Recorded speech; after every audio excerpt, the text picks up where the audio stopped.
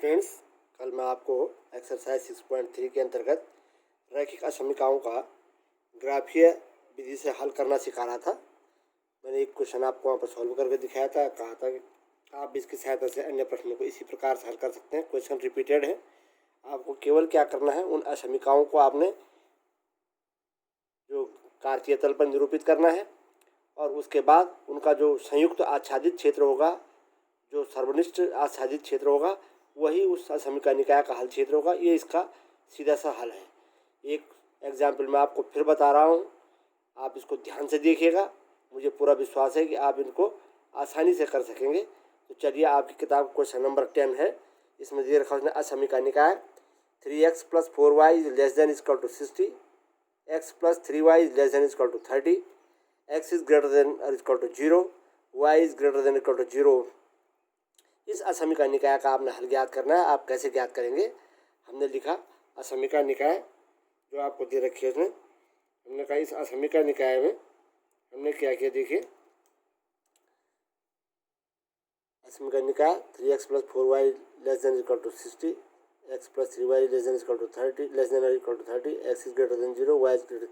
4 असमीकाएँ हैं इसमें हमने क्या, असमीका के सापेक्ष हमने रैखिक समीकरण ज्ञात किया। तो इसका रैखिक समीकरण होगा 3x + 4y = 60। अब इसमें ये हम y = 0 रखेंगे, तो मैंने कल आपको सिखाया था कि जिसको 0 रखेंगे 3x = 60 होगा, तो x = 20। इस प्रकार रेखा 1 तथा x अक्ष का परिच्छेद बिंदु a b 0 होगा। इसी प्रकार समीकरण 1 में x = 0 रखेंगे तो y का मान आएगा आपके पास 15। x = 0 रखेंगे ये 0 हो जाएगा। 4y = 60 तो y = 15।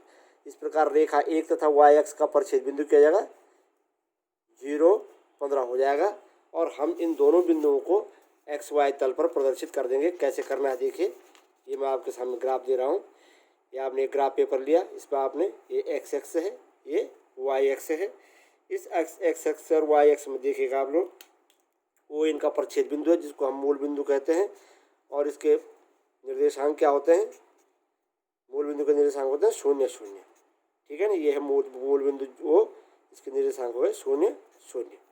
अब चलिए साहब, आपने क्या किया, इसके बाद आपने जो x अक्ष y अक्ष लिख दिया। अब आपने एक पैमाना मानना है।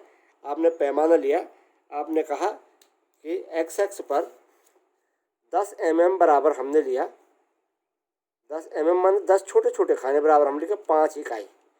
और y अक्ष पर भी हमने लिया 10 mm बराबर 5 इकाई। ये हमने इस पर पैमाना मान करके आप चलिए। पैमाना मानने के बाद आप क्या करेंगे, देखिए आपने बिंदु a b 0, अर्थात देखो यदि मैं इसमें लेके चलूँ तो 1 2 3 4 इस प्रकार से यहाँ पर मैंने इनके लिए थोड़ा डार्क हो गया, दिख नहीं रहा होगा आपको, पर ये है देखो, हमने 10 mm बराबर 5 इकाई मान के चले। तो पहला हो गया, ये है 5, ये है 10, 15, 20, 25, 30, 35, 40 इस प्रकार से हमने चिन्हित किया।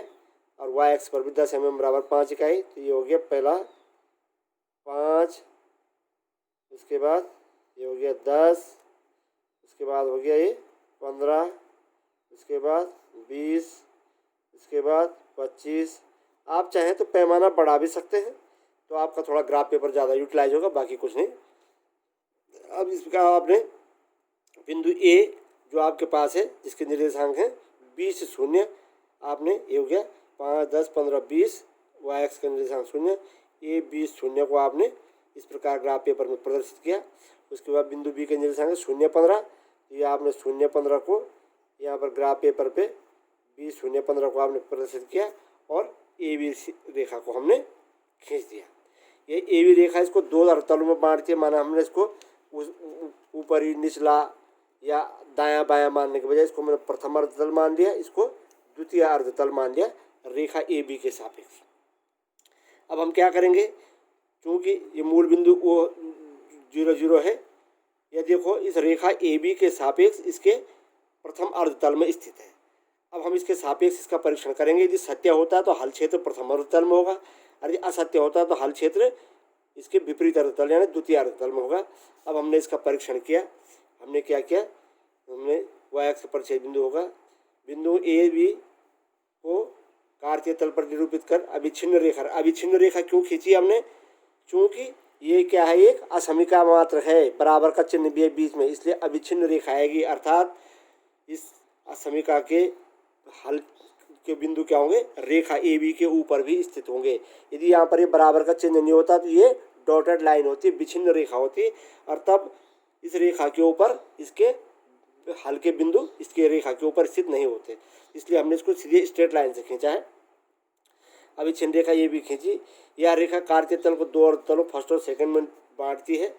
असमिका का मूल बिंदु के सापेक्ष परीक्षण करने पर हम देखते हैं, देखो यदि हमने मूल बिंदु के सापेक्ष परीक्षण करने मतलब असमिका में x बराबर 0 y बराबर 0 रखने पर तो 3 × 0 4 × 0 लेस देन 60, 0 लेस देन 60, जो कि सत्य है क्योंकि 0 60 से कम ही होगा। अतः असमिका निकाय का हल क्षेत्र क्या होगा, उसी ओर होगा जिधर मूल बिंदु है, अर्थात प्रथम अर्धतल में होगा।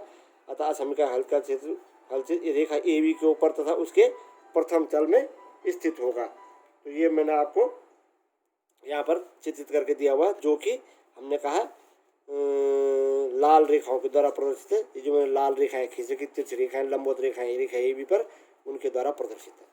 अब इसी प्रकार आपने क्या किया, जो दूसरी असमिका है x + 3y ≤ 30, इसका रैखिक समीकरण होगा x + 3y = 30, या y बराबर 0 रखेंगे तो x = 30 आएगा। इस प्रकार रेखा एक तथा x का परछेद बिंदु क्या होगा, 30 शून्य होगा, और जो कि हमने बिंदु 30 शून्य यहाँ पर चित्र में दिखा रखा है, ये 20 25 30 30 शून्य, ये बिंदु सी 30 शून्य मैंने यहाँ पर चित्र में प्रदर्शित कर रखा है। उसके बाद रेखा समीकरण 2 में x बराबर 0 रखने y बराबर 10 तथा इस प्रकार रेखा 2 तथा y अक्ष का प्रच्छेद बिंदु क्या होगा, d 10 शून्य होगा। ये है बिंदु d 10 शून्य 0 10 है ना, ये मैंने यहाँ पर चित्र में प्रदर्शित कर रखा है, आप भी कर सकते हैं। और उसके बाद हमने इसका मूल बिंदु के सापेक्ष परीक्षण किया, तो हमने पहले रेखा CD खींची, रेखा CD को खींचने पर यह भी इसको दो अर्धतलों में, इसको भी प्रथम अर्धतल, इसको द्वितीय अर्धतल मान लो में बांटती है। यह रेखा CD खींची, यह रेखा भी स्ट्रेट लाइन होगी क्योंकि एक असमिका मात्र है, सुनिश्चित असमिका नहीं है ना। तो दो अर्धतलों फर्स्ट और सेकंड में बांटती है मैंने कहा। अब असमिका 3x + 3y ≤ 30 का मूल बिंदु के सापेक्ष परीक्षण करने पर ये भी 30 है। हाँ, ये भी क्या होता है, सत्य सिद्ध होता है, क्योंकि शून्य का मान 30 से छोटा ही होगा, सत्य सिद्ध होता है। अतः असमिका का हल क्षेत्र क्या होगा, रेखा CD के ऊपर तथा इसके निचले अर्धतल में या उसके प्रथम अर्धतल में स्थित होगा, क्योंकि मूल बिंदु प्रथम अर्धतल में स्थित है इसके, है ना। तो हमने कह दिया, और जो हमने ये नीली रेखाओं के द्वारा प्रदर्शित कर रखा, आपके चित्र में देख लीजिएगा, बारीक बारीक नीली रेखाएं मैंने नीचे की ओर खींच रखी हैं, ये इसका हल क्षेत्र है। अब चलिए सा हमारा दो असमिकाएं अभी और हैं, x > 0 है ना। x > 0 क्या है, ये इसका रैखिक समीकरण x = 0 होगा, जो कि y अक्ष का समीकरण है। x = 0 मीन्स y अक्ष का समीकरण, y = 0 माना x अक्ष का समीकरण। तो ये क्या है, देखो हाँ, y अक्ष का समीकरण है तथा मूल बिंदु 0 0 के सापेक्ष परीक्षण करने पर तुम जानते हो कि ये असत्य सिद्ध होगा, क्योंकि 0 0 से बड़ा नहीं हो सकता, लिहाजा इसका हल क्षेत्र क्या होगा, y अक्ष तथा उसके दाईं ओर स्थित होगा। ठीक है ना ये। हाँ, ऐसी इसका रैखिक समीकरण x = 0 y = 0 होगा, जो कि x अक्ष का समीकरण है। अतः इसका हल क्षेत्र क्या होगा, x अक्ष तथा उसके ऊपरी अर्धतल में स्थित होगा, ऊपर की ओर स्थित होगा। अब मैंने इनको दिखा रखा, इसके हल को दिखा रखा था मैंने, ये जो ये है x अक्ष का हमने ये काली रेखाओं के द्वारा दिखा रखा है, देख रहे हैं आप लोग ये सेट। और इसका हल क्षेत्र को मैंने दिखा रखा, जो अंतिम असमिका y > 0, इसका हल क्षेत्र छोटे छोटे मैंने डॉटेड लाइन ये ग्रीन पेन से मैंने खींच रखी है, ये देखिएगा आप लोग, ये जो सारा ये इसका हल क्षेत्र होगा, ये ऊपर की ओर जितना भी जाएगा ये सब इसका हल क्षेत्र होगा। इसका y > 0 का ये हल क्षेत्र है। अब इसमें देखिएगा ऐसा क्षेत्र जिसमें चारों रेखाएं सम्मिलित हैं, कौन सी हैं, देखो इसमें देखो लाल रेखाएं भी हैं, नीली रेखाएं भी हैं, काली रेखाएं भी हैं, ये जो काली रेखा है आपको इधर को दिख रही है ये, है ना, और हरे बिंदु भी है ना।